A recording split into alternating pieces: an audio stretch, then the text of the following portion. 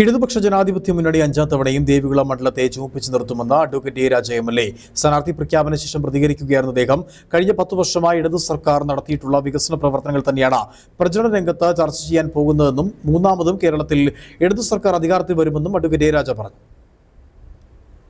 ഇടതുപക്ഷ ജനാധിപത്യ മുന്നണി ഈ മണ്ഡലം വീണ്ടും 5ാം തവണയും ചുമപ്പിച്ച് നിർത്തും എന്നതിൽ യാതൊരു സംശയവുമില്ല. കഴിഞ്ഞ 5 വർഷം മുമ്പ് ആദ്യമായിട്ട് അപ്രതീക്ഷിതമായിട്ടാണ് സ്ഥാനാർത്ഥിയാകുന്നത്. LDF-ന്റെ സ്ഥാനാർത്ഥിയാകുമ്പോൾ നമ്മുടെ എല്ലാ പ്രിയപ്പെട്ട നേതാവ് ശ്രീ കുര്യച്ചൻ അന്ന് ജീവനോടെ ഇരിപ്പുണ്ടായിരുന്നു. അദ്ദേഹം പറഞ്ഞ ഒരു വാക്കാണ്, ഈ മണ്ഡലം ദേവികുളം എപ്പോഴും തോട്ടം തൊഴിലാളികളുടെ മണ്ഡലമാണ്. ഒരു വർഗീയ ശക്തിക്കും അതിൽ നിന്ന് ഈ മണ്ഡലത്തെ പിടിച്ചു മാറ്റാൻ പറ്റില്ല. അതുകൊണ്ട് തീർച്ചയായിട്ടും ഈ മണ്ഡലം വിജയിച്ചിരിക്കും. കഴിഞ്ഞ 10 വർഷക്കാലമായി ഈ കേരളത്തിൽ നടപ്പിലാക്കിയിട്ടുള്ള വികസന പ്രവർത്തനങ്ങൾ തന്നെയാണ് ഞങ്ങൾ ചർച്ച ചെയ്യാൻ പോകുന്നത്.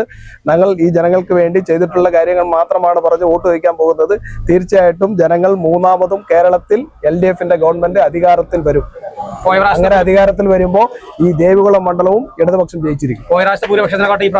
തീർച്ചയായിട്ടും കഴിഞ്ഞ തവണത്തേക്കാൾ കൂടുതൽ ഭൂരിപക്ഷത്തോടു കൂടി ഈ മണ്ഡലം വിജയിക്കും.